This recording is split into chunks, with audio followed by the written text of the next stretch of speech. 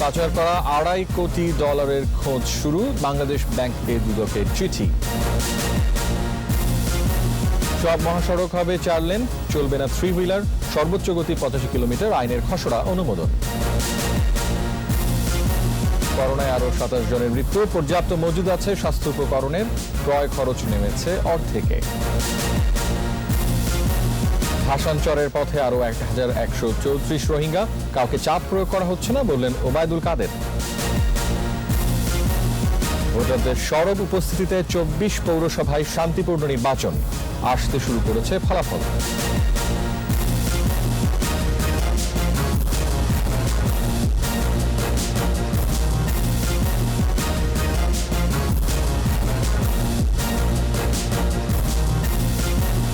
First security ইসলামী bank limited সংবাদ ছিল না। আমন্ত্রণ জানাচ্ছি সন্ধ্যা 7টার 21 সংবাদ। আপনাদের সাথে আছি আমি রিয়াজ হাফিজ। দর্শক, 21 টেলিভিশনের সংবাদ একই সাথে সরাসরি দেখতে পাবেন আমাদের ফেসবুক পেজ www.facebook.com/2124 অনলাইনে। সংবাদ আরও থাকছে, করোনা ভ্যাকসিনের জন্য অনলাইন নিবন্ধন, সেলফ রেজিস্ট্রেশন অ্যাপস তৈরি প্রায় শেষ।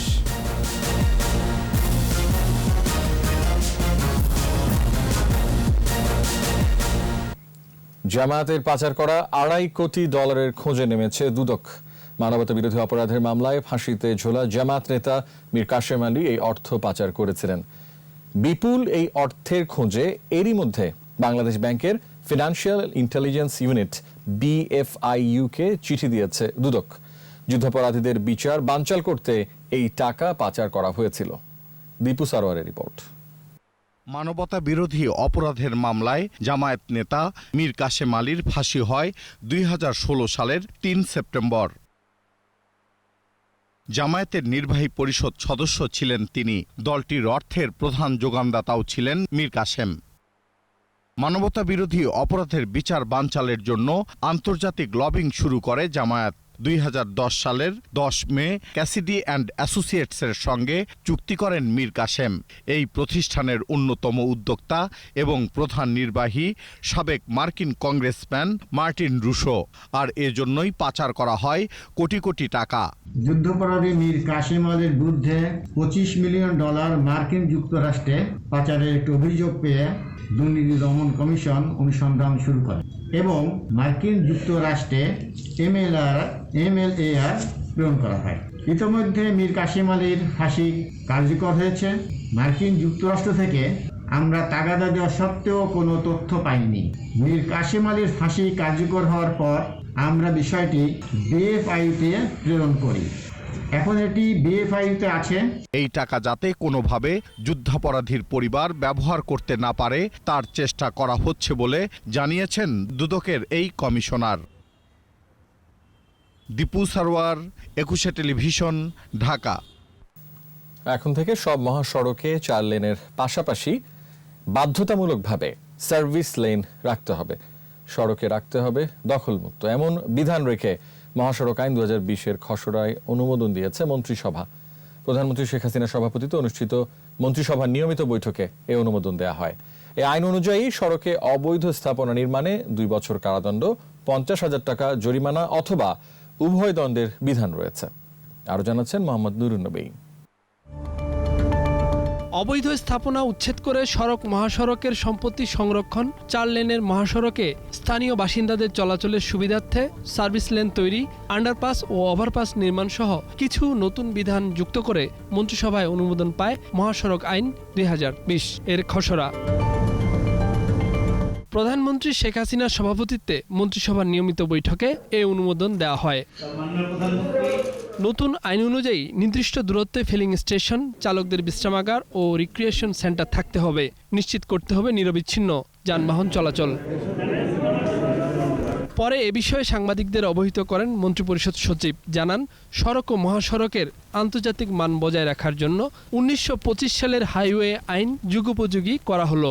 এখন আস্তে আস্তে আমরা 4 লেনে চলে যাচ্ছি। মাঝখান দিয়ে একটা আপনার মিডিয়ান থাকতেছে এবং 2 সাইডে স্লো মুভিং আপনার ভেহিকেলের জন্য করা হচ্ছে। তাইলে সেক্ষেত্রে সে 2 বছরের কারাদণ্ড বা স্থায়ী স্থাপনার ক্ষেত্রে অনধিক 5 লক্ষ টাকা এবং অস্থায়ী স্থাপনার ক্ষেত্রে অনধিক 50,000 টাকা দণ্ড বা উভয় দণ্ডে দণ্ডিত হতে পারে। সড়কের পাশে ঐতিহ্যবাহী স্থাপনা সংরক্ষণ, বন্যপ্রাণী চলাচলের সুবিধা রাখা, গাছ লাগানো সহ সৌন্দর্য বর্ধনে সড়ক ও জনপথ অধিদপ্তরের ল্যান্ডস্কেপিং নীতিমালাও অনুমোদন এসেছে বৈঠক থেকে। এছাড়া যমুনার বঙ্গবন্ধু রেল সেতুর উপরে গ্যাস সঞ্চালন লাইন বসাতে ধনুয়া এলেঙ্গা ও বঙ্গবন্ধু সেতুর পশ্চিম পারে 53.15 একর সংরক্ষিত বনভূমির 11,246টি গাছ কাটার অনুমতি দিয়েছে মন্ত্রিসভা। প্রকৃতির সাথে মানানসই পরিবেশ, ঐতিহাসিক ভবন, প্রত্নতাত্ত্বিক ঐতিহ্য, জীববৈচিত্র্য সমৃদ্ধ এলাকা ল্যান্ডস্কেপিংয়ের সাথে সমন্বয় রেখে সংরক্ষণ করতে হবে। এদিকে আপাতত ঢাকা লন্ডন ফ্লাইট বন্ধ না করার সিদ্ধান্ত এসেছে মন্ত্রিসভার বৈঠক থেকে। তবে যুক্তরাজ্য থেকে আসা যাত্রীদের থাকতে হবে বাধ্যতামূলক প্রাতিষ্ঠানিক কোয়ারেন্টাইনে। এর খরচও বহন করতে হবে যাত্রীদেরই। সরকারের তত্ত্বাবধানে থাকবে অথবা আমরা আলাপ আলোচনা করে যদি কোনো হোটেল ফিক্স করতে পারি। এছাড়া হজ ও উমরা ব্যবস্থাপনা আইন এবং মোংলা বন্দর কর্তৃপক্ষ আইনের খসড়ার অনুমোদন দেওয়া হয় মন্ত্রিসভার বৈঠকে। মোহাম্মদ নুরুন নবী, 21 টেলিভিশন, ঢাকা। 24 ঘন্টায় দেশে করোনা ভাইরাসে আক্রান্ত হয়ে আরও 27 জনের মৃত্যু হয়েছে। এ নিয়ে মোট মৃত্যু হয়েছে 7,479 জনের। নতুন করে শনাক্ত হয়েছেন 932 জন। সব মিলিয়ে আক্রান্তের সংখ্যা দাঁড়িয়েছে 5,10,080 জনে। স্বাস্থ্য অধিদপ্তরের প্রেস বিজ্ঞপ্তিতে জানানো হয়, ঢাকা সিটি সহ দেশের বিভিন্ন হাসপাতালে ও বাড়িতে উপসর্গবিহীন রোগী সহ গত 24 ঘন্টায় সুস্থ হয়েছেন 1,357 জন। এ পর্যন্ত সুস্থ হয়েছেন 4,53,318 জন। গেল 24 ঘন্টায় সারা দেশে সরকারি ও বেসরকারি ব্যবস্থাপনায় 167টি ল্যাবে অ্যান্টিজেন টেস্ট সহ নমুনা পরীক্ষা হয়েছে 12,617 জনের। এ পর্যন্ত নমুনা পরীক্ষা হয়েছে 31,84,527 জনের। করোনা মোকাবেলায় পর্যাপ্ত সরঞ্জাম ও উপকরণ মজুদ আছে বলে জানিয়েছেন কেন্দ্রীয় ওষুধাগারের পরিচালক আবু হেনা মুর্শেদ জামান। তিনি বলেন, কেবল ওষুধ ও সরঞ্জাম সরবরাহ নয়, বন্টনেও কোনো সংকট নেই। একই সাথে আগে যেসব দুর্নীতির সিন্ডিকেট ছিল সেগুলো ভেঙে দেওয়া হয়েছে বলে জানান ওষুধাগার পরিচালক। বিস্তারিত সাইদুল ইসলামের রিপোর্টে। করোনা শুরুর সময় এক ধরনের বিশৃঙ্খলা ছিল স্বাস্থ্যখাত ব্যবস্থাপনায়। বিশেষ করে করোনা মোকাবেলায় প্রয়োজনীয় উপকরণ ও সরঞ্জামের চাহিদা মেটানো যাচ্ছিল না। কিছু কেনাকাটা নিয়েও দুর্নীতির অভিযোগ ওঠে। এমন প্রেক্ষাপটে পরিস্থিতি সামাল দিতে হিমশিম খেতে হয়েছে স্বাস্থ্যকর্মীদের। গেল 9 মাসে সে পরিস্থিতি বদলেছে অনেকখানি। 27 ডিসেম্বরের হিসাব মতে 5 লাখের বেশি টেস্ট কিট জমা আছে কেন্দ্রীয় ওষুধাগারে। প্রতিদিন 10 থেকে 12,000 কিট খরচ করা হলেও 2 মাস চলবে এই মজুদে। কয়েক ধরনের গ্লোভস আছে 10 লাখেরও বেশি। ICU bed, oxygen cylinder, hand sanitiser, PPE ও মাস্ক যা আছে তাতে আগামী কয়েক মাস কোনো সমস্যা হবে না বলে জানান প্রতিষ্ঠানটির পরিচালক। এখন যে কিট দেশে মজুদ আছে খুব স্বাভাবিকভাবেই প্রচুর পর্যায়ে বা এখন যে পর্যায়ে আপনাদের টেস্ট হচ্ছে এটির থেকে যদি বেশিও করেন আমরা 50 দিন সহজে চালিয়ে নিতে পারবো। এর মধ্যে আমাদের আরও নতুন কিট চলে আসবে।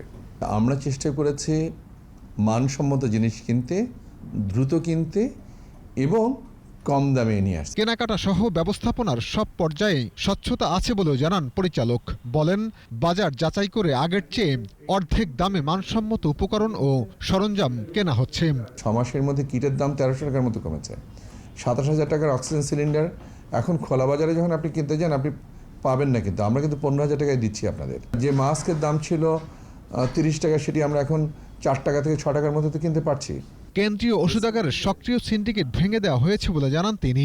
বলেন, দুর্নীতি কমাতে সর্বোচ্চ সতর্কতা রয়েছে প্রতিষ্ঠানের। আমার মনে হয় যে দুর্নীতির সুযোগ একেবারেই কমে যায়। সাইদুল ইসলাম, 21 টেলিভিশন, ঢাকা। দ্বিতীয় দফায় 1,000-এরও বেশি রোহিঙ্গাকে ভাষান্তর নেওয়া হচ্ছে। আগামী কয়েকদিন এ প্রক্রিয়া চলবে। এদিকে রোহিঙ্গা প্রত্যাবাসনে আন্তর্জাতিক সংস্থাগুলোকে মায়ানমারের উপর চাপ সৃষ্টিতে কার্যকর কৌশল খোঁজার আহ্বান জানিয়েছেন সড়ক পরিবহন ও সেতুমন্ত্রী ওবায়দুল কাদের।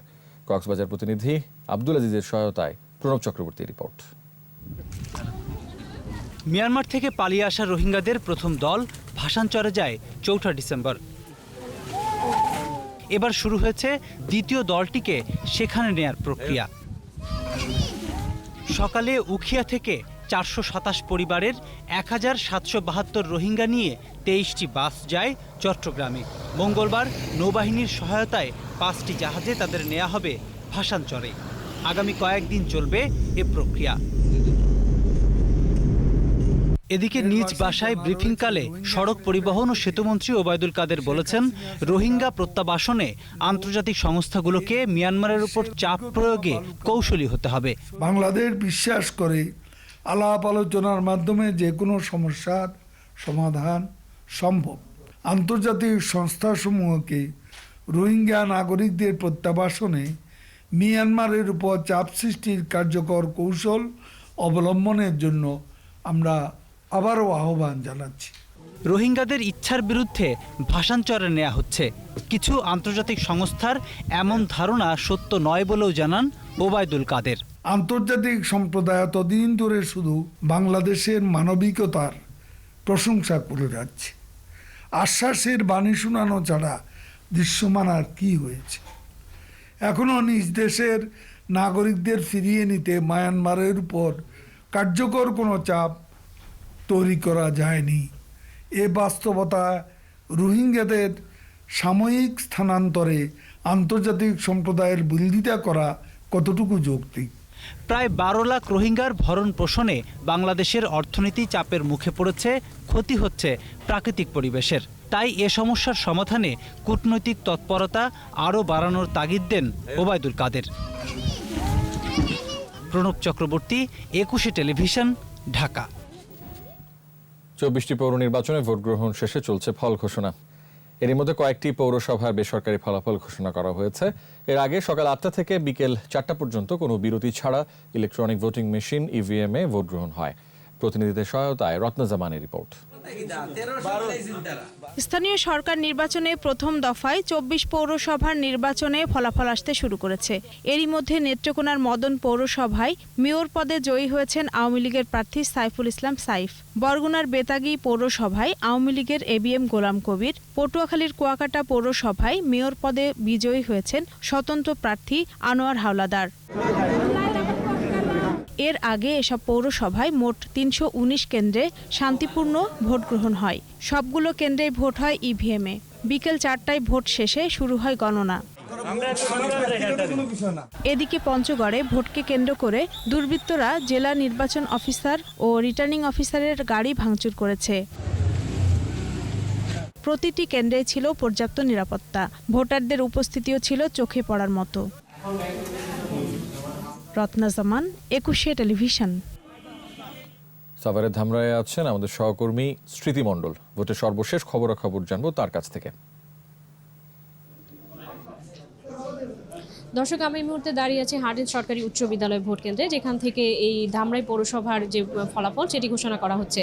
তো এখন পর্যন্ত আমরা দেখেছি যে শান্তিপূর্ণ পরিবেশে কিন্তু ভোট গণনা হচ্ছে এবং এই পর্যন্ত এই পৌরসভার 21টি কেন্দ্রের মধ্যে 9টি কেন্দ্রের ফলাফল ঘোষণা করা হয়েছে, যেখানে আমরা দেখেছি যে আওয়ামী লীগের মেয়র প্রার্থী গোলাম কবির তিনি পেয়েছেন 9217 ভোট এবং দেওয়ান নাজিমুদ্দিন বিএনপির তিনি পেয়েছেন 668 ভোট এবং ইসলামী আন্দোলন বাংলাদেশের শওকত আলী তিনি পেয়েছেন হাত পাখা মার্কায় 139 ভোট।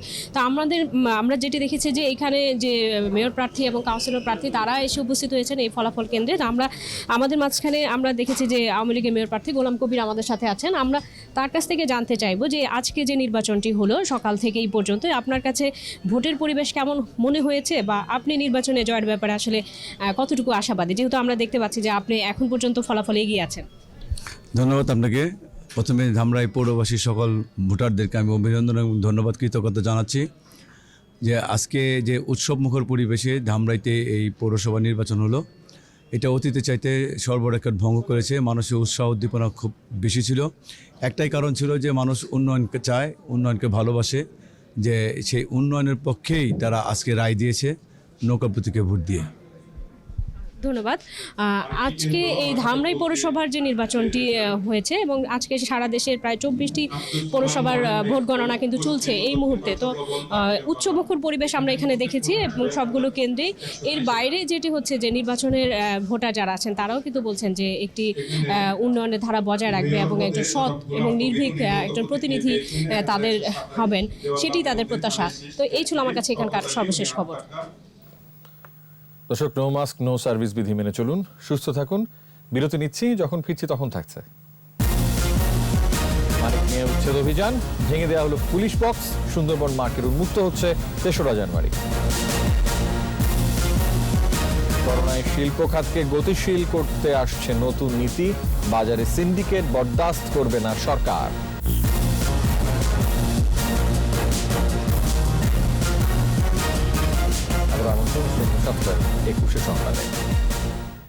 মেয়রের নির্দেশনায় রাজধানীর মানিক মিয়া অ্যাভিনিউয়ের সাইকেল লেনে স্থাপিত পুলিশ বক্স উচ্ছেদ করেছে ঢাকা উত্তর সিটি কর্পোরেশন। তাছাড়াও সাইকেল লেন থেকে ভাসমান দোকান উচ্ছেদ এবং পাশাপাশি পার্কিং করা গাড়ি এবং মোটরসাইকেল চালকদের সতর্ক করেছে ডিএনসিসি মোবাইল কোর্ট। এদিকে গুলিস্তানে সুন্দরবন মার্কেট উচ্ছেদ শেষে ৩রা জানুয়ারি সবার জন্য উন্মুক্ত করে দেওয়ার ঘোষণা দিয়েছে ঢাকা দক্ষিণ সিটি কর্পোরেশন। মাহমুদ হাসানের রিপোর্ট। মানিক মিয়া এভিনিউতে ন্যাম ভবনের সামনে প্রধান সড়কে সাইকেল লেনের উপর স্থাপন করা পুলিশ বক্স উচ্ছেদের দৃশ্য বলে দেয় উত্তর সিটি কর্পোরেশন অভিযানে কাউকেই ছাড় দিচ্ছে না। প্রথম দিনে উচ্ছেদ না হলেও দ্বিতীয় দিনে উত্তরের মেয়রের সরাসরি নির্দেশনায় অপসারণ করা হয় পুলিশ বক্স। এ সময় সাইকেল লেন থেকে ভাসমান দোকান উচ্ছেদ করা হয় আর সতর্ক করা হয় পার্কিং করে রাখা গাড়ি আর মোটরসাইকেল চালকদের। মেহমুদের চিন্তাভাবনা আছে যে যখনই আমরা নতুন রাস্তা করব, প্রশস্ত রাস্তা করব, সেখানে সাইকেল লেনকে মাথায় রেখে আমরা পরে পরিকল্পনাগুলো করব।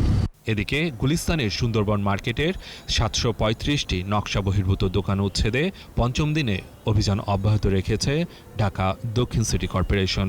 বৈধ ব্যবসায়ীদের জন্য জানুয়ারি মাসের প্রথম দিকে মার্কেট খুলে দেওয়ার কথা জানিয়েছে ডিএসসিসি।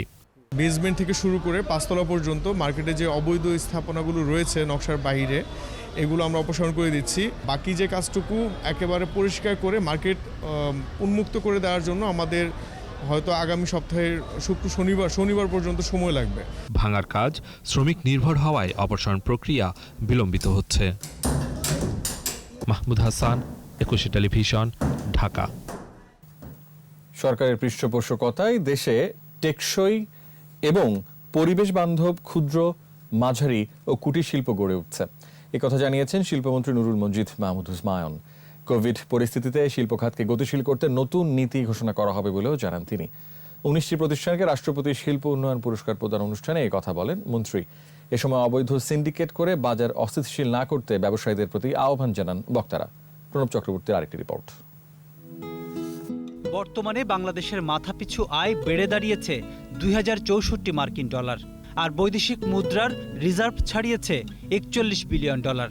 ছোট বড় বেসরকারি উদ্যোক্তাদের নিরন্তর পরিশ্রম ও সাহসী সিদ্ধান্তে ক্রমেই বিকশিত হচ্ছে দেশের শিল্প খাত।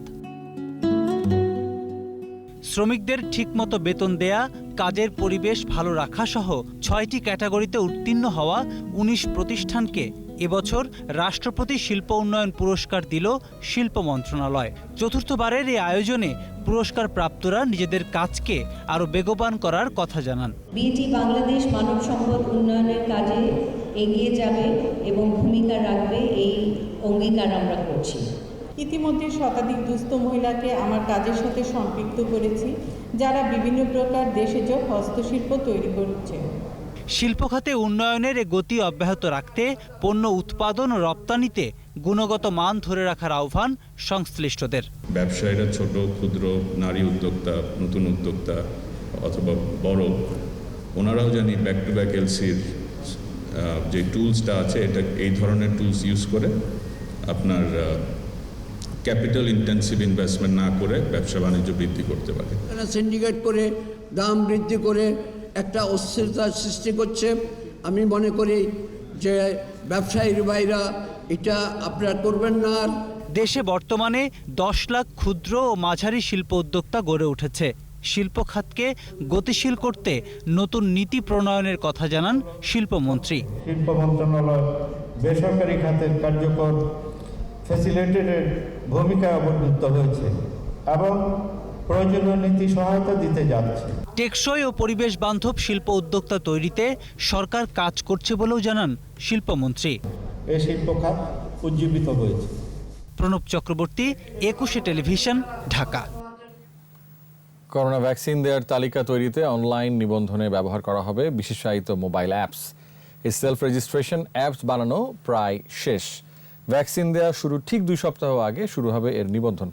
এছাড়াও অগ্রাধিকার তালিকায় থাকা ব্যক্তি বা গোষ্ঠীর নিজ নিজ প্রতিষ্ঠান ও সংগঠনের কাছে থাকা তালিকা সংগ্রহ করবে স্বাস্থ্য অধিদপ্তর। রিপোর্টে আরও জানাচ্ছেন মোহাম্মদ নুরুন নবী। 2 ইউনিট করে ভ্যাকসিন পাবে 16 কোটি মানুষ। এক বিশাল কর্মযজ্ঞ। প্রক্রিয়া সুশৃঙ্খল করতে আগেই তৈরি হবে ডাটাবেস। নিবন্ধন প্রক্রিয়ার মধ্য দিয়ে যেতে হবে সকলকেই। নিবন্ধনে লাগবে জাতীয় পরিচয়পত্র, বিশেষভাবে তৈরি মোবাইল অ্যাপস ব্যবহার করে স্মার্টফোনে করা যাবে নিবন্ধন। স্বাস্থ্য অধিদপ্তরের MIS, প্রধানমন্ত্রীর কার্যালয়ের A2I ও তথ্য প্রযুক্তি বিভাগ এই অ্যাপসটি তৈরির কাজ শেষ করে এনেছে। এখন চলছে শেষ মুহূর্তের মডিফিকেশন বা রূপান্তরের কাজ। সেটা হলো সেলফ রেজিস্ট্রেশন। আমরা অ্যাপসটা দিয়ে দিব সর্বত্র, সবাই জানবে অ্যাপসটা ব্যবহার, সবাইকে আমরা লিঙ্ক দিয়ে দিব এবং যারা অগ্রগণ্য যাদেরকে আমরা ফার্স্ট তালিকায় রাখবো তারা নিজেদেরকে রেজিস্ট্রেশন করবে। অগ্রগণ্য হিসাবে যদি টিকা পেতে চান তাহলে আপনাকে সেলফ রেজিস্ট্রেশনটা করতে হবে। এছাড়াও অগ্রাধিকার থাকা ব্যক্তি প্রতিষ্ঠানের কাছ থেকেও তালিকা সংগ্রহ করা হবে। নিবন্ধনের সময় কিছু তথ্য বাধ্যতামূলকভাবেই দিতে হবে। প্রত্যেক 1 মাসে 50 লক্ষ ডোজ আসবে, যেটা আমরা 25 লক্ষ লোককে দিতে পারবো।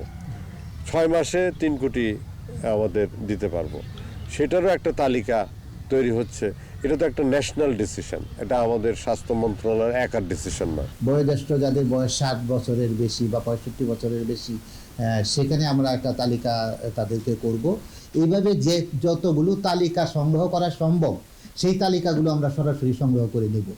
সংগ্রহ করে আমরা যে সিস্টেম তৈরি করছি, অ্যাপস যেটা ডেভেলপ করছি, সেই অ্যাপসে এটা এক্সেল শিটের মাধ্যমে আমরা সংগ্রহ করে অ্যাপসে আমরা ঢুকিয়ে ফেলবো। প্রান্তিক জনগোষ্ঠীকে প্রযুক্তিগত সহায়তা দিতে ইউনিয়ন পরিষদ ও জনপ্রতিনিধিদের যুক্ত করার কথা ভাবা হচ্ছে করোনার টিকার নিবন্ধন প্রক্রিয়ায়। মোহাম্মদ নুরুন নবী, 21 টেলিভিশন, ঢাকা। এবার ফিরে দেখা 2020।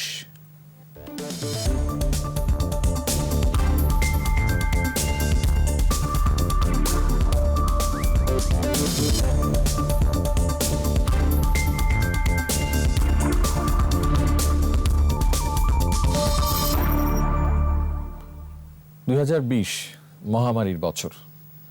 করোনা কেড়েছে প্রায় 18 লাখ প্রাণ। আতঙ্কের বছরে চ্যালেঞ্জ ছিল সভ্যতাকে টিকিয়ে রাখার, চ্যালেঞ্জ ছিল কার্যকর প্রতিষেধক তৈরির। বছরের শেষ দিকে সাফল্য আসে। এত কম সময়ে বেশ কটি ভ্যাকসিন আবিষ্কার ইতিহাস তৈরি করেছে। ভ্যাকসিন রাজনীতি, জাতীয়করণ, সমবন্টন সহ নানান ইস্যুতেই স্মরণীয় হয়ে থাকবে 2020। আরও জানাচ্ছেন দুলি মল্লিক।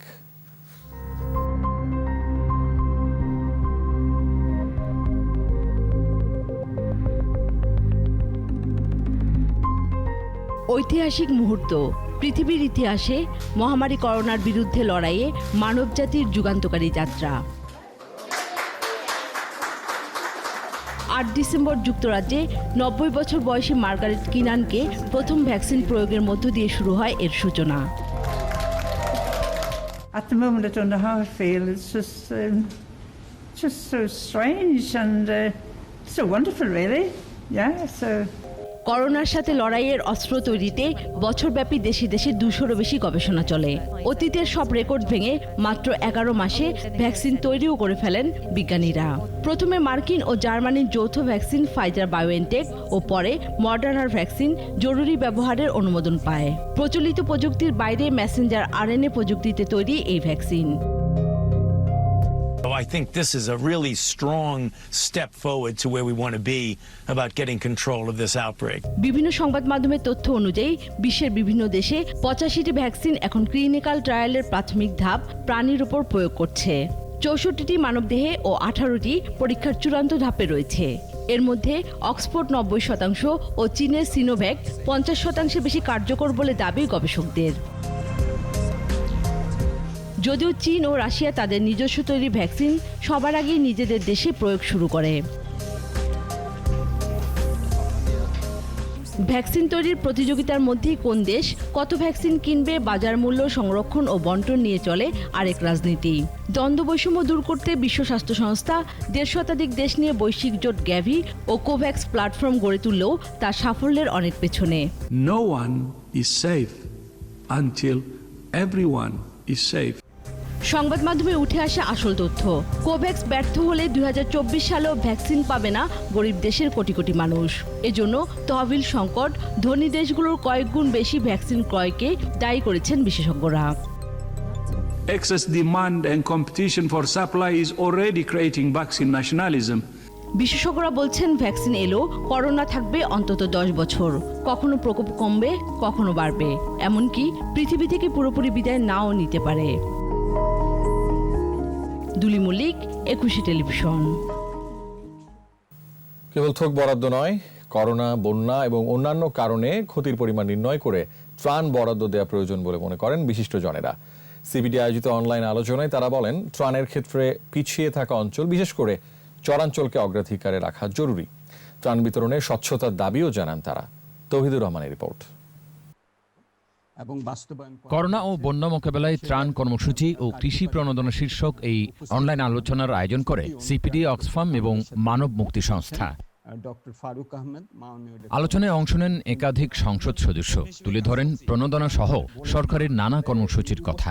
এটা অস্বীকার করার উপায় নেই। আমাদের যে ভাতাগুলিও দেওয়া হচ্ছে, এইটা টাকার পরিমাণে এবং টাকার অঙ্কে অপ্রতুল, কিন্তু তবুও তো দেওয়া হচ্ছে, এই সরকারের উদ্যোগে দেওয়া হচ্ছে এবং 3 দিনই বাড়ানো হচ্ছে। নদী ভাঙন, বন্যা ও করোনার কথা মাথায় রেখে ত্রাণ কর্মসূচি সাজানোর তাগিদ দেন বক্তারা। চরাঞ্চলে কিন্তু এই সার এবং বীজগুলো ডিস্ট্রিবিউশনে সাধারণ ভূখণ্ডের থেকে একটু বেশি সময় লাগে। সুতরাং এই সকল উপজেলাগুলোর ক্ষেত্রে আমি মনে করি যে সরকার বা কৃষি বিভাগ যদি একটু স্পেশাল কেয়ার নেয় যে এখানে বীজ এবং সারের ডেলিভারিটা যেন নরমাল সময়ের থেকেও একটু আগে হয়। সরকারের পক্ষ থেকে দেয়া কৃষি প্রণোদনায় ডিজিটাল ব্যবস্থাপনা যুক্ত করার তাগিদ দেন বক্তারা। বলেন, অগ্রাধিকার ভিত্তিক তালিকা প্রকাশ করা গেলে বাড়বে স্বচ্ছতা। যাচাই বাছাইটা ঠিক মতো করা, এটা যাতে সময় মতো যায়, সরকার সেবাটা যাতে উৎকর্ষতার সাথে বাস্তবায়ন হয়, এটার গুরুত্বটা কিন্তু সেখান থেকে আরো বেশি আসে। আলোচনায় অংশ নেন এনজিও কর্মী সহ সরকারি বেসরকারি কর্মকর্তারা। তৌহিদুর রহমান, 21 টেলিভিশন, ঢাকা। দর্শক, নো মাস্ক নো সার্ভিস বিধি মেনে চলুন, সুস্থ থাকুন। আরো একটা বিরতি নিচ্ছি, আর যখন ফিরছি তখন অন্যান্য খবরের সঙ্গে আরো থাকবে। উত্তর পশ্চিমাঞ্চলে শৈত্যপ্রবাহ, চুয়াডাঙ্গায় সর্বনিম্ন তাপমাত্রা। বিশ্বজুড়ে ছড়াচ্ছে করোনার নতুন ধরন, অবশেষে যুক্তরাষ্ট্রের সহায়তা বিলে ট্রাম্পের সই।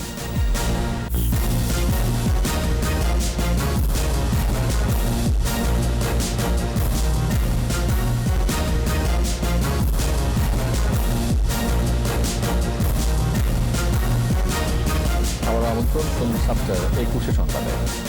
দেশের উত্তর পশ্চিমাঞ্চলে শৈত্যপ্রবাহ বয়ে যাচ্ছে। পঞ্চগড়ে বাড়ছে শীত, বিপর্যস্ত হয়ে পড়েছে জনজীবন। ঠাকুরগাঁয়ে ঘন কুয়াশা আর হিম শীতল বাতাসে জেঁকে বসেছে শীত। ঠান্ডাজনিত রোগে আক্রান্ত হচ্ছে শিশু ও বৃদ্ধরা। শীতের তীব্রতা ক্রমেই বাড়ছে গাইবান্ধায়। বিশেষ করে চরাঞ্চল ও নদী তীরের বাসিন্দাদের ভোগান্তি অনেক বেশি। মৌলভীবাজারে বইছে মৃদু শৈত্যপ্রবাহ। ঘন কুয়াশায় ঢাকা আকাশ। খড়কুটো জ্বালিয়ে শীত নিবারণের চেষ্টা করছেন অনেকে। কুড়িগ্রামে দ্বিতীয় দফা শৈত্যপ্রবাহে জনজীবনে নেমে এসেছে ভোগান্তি। শৈত্যপ্রবাহ চলতি মাসের শেষ দিন পর্যন্ত থাকতে পারে বলে আভাস দিয়েছে রাজারহাট আবহাওয়া অফিস। সোমবার দেশের সর্বনিম্ন তাপমাত্রা রেকর্ড করা হয়েছে চুয়াডাঙ্গায় 7.7 ডিগ্রি সেলসিয়াস।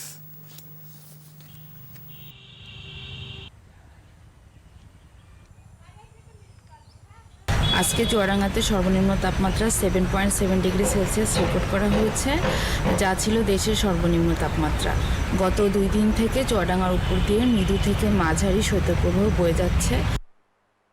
ধর্ষণ মামলা বিচারে অভিযোগকারীর চরিত্রগত সাক্ষ্য বন্ধ করা সংশোধনী আনা সহ 11 দফা সুপারিশ করেছে বাংলাদেশ মহিলা আইনজীবী সমিতি। সকালে রাজধানী জাতীয় প্রেস ক্লাবের সামনে সংবাদ সম্মেলনে এই সুপারিশ করেন সমিতির পক্ষে আইনজীবী ও মানবাধিকার কর্মী সালমা আলী। তিনি বলেন, সাক্ষ্য আইনের 155 4 ধারা এবং এ সংক্রান্ত অন্যান্য ধারা সংশোধনের মাধ্যমে ধর্ষণ মামলার বিচারে অভিযোগকারীর চরিত্রগত সাক্ষ্যর গ্রাহ্যতা বন্ধ করতে হবে। বিচারকরা যেন নিশ্চিত হতে পারেন যে আসামি পক্ষের আইনজীবীরা জেরার সময় অভিযোগকারীকে কোনো অবমাননাকর বা অবজ্ঞামূলক প্রশ্ন না করেন।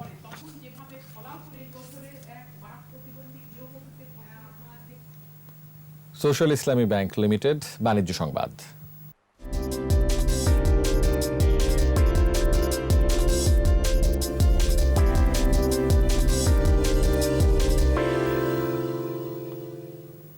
আধুনিক প্রযুক্তি নির্ভর ব্যাংকিং সেবা দিতে বগুড়ার সান্তাহারে চালু হয়েছে যমুনা ব্যাংকের নতুন উপশাখা। নওগাঁ শাখার অধীনে এই উপশাখাটি চালু হয়েছে। আদমদীঘির খান প্লাজায় এর উদ্বোধন করেন ব্যাংকের পরিচালক বেলাল হোসেন।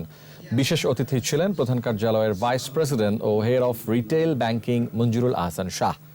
এছাড়া আরও উপস্থিত ছিলেন ব্যাংকের ঊর্ধ্বতন কর্মকর্তা, আশপাশের শাখার প্রধান আরও অনেকে।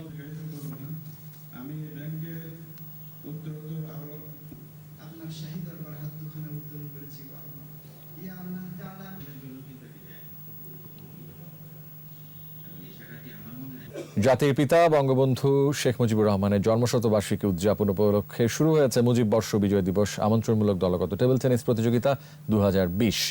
শহীদ তাজউদ্দিন আহমেদ ইনডোর স্টেডিয়ামে আজ প্রতিযোগিতার উদ্বোধন করেন ক্রীড়া সংগঠক মাইশা গ্রুপের চেয়ারম্যান তুহিন আব্বাস। এ সময় উপস্থিত ছিলেন বাংলাদেশ টেবিল টেনিস ফেডারেশনের সহ সভাপতি খন্দকার হাসান মনির, সাধারণ সম্পাদক শেখ মোহাম্মদ জাহাঙ্গীর আলম এবং বাংলাদেশ অলিম্পিক অ্যাসোসিয়েশনের উপমহাসচিব আশিকুর রহমান মিকু। 2 দিন ব্যাপী প্রতিযোগিতায় 19টি দলের 102 জন টেবিল টেনিস খেলোয়াড় অংশগ্রহণ করছেন।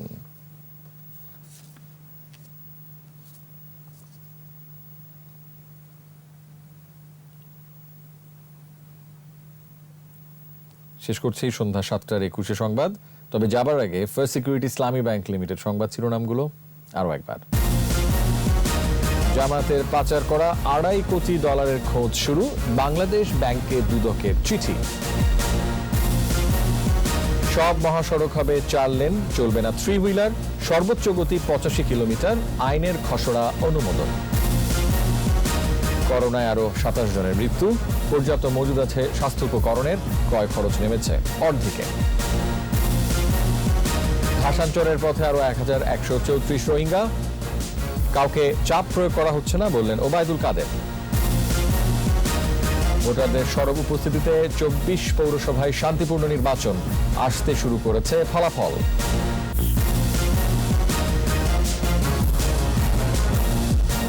সর্বশেষ খবর জানতে ডায়াল করুন 2021 নম্বরে আর ভিজিট করুন ekushe-tv.com ওয়েবসাইটে। এছাড়া ফেসবুকে লগ ইন করতে পারেন facebook.com/ekushe24 অনলাইনে।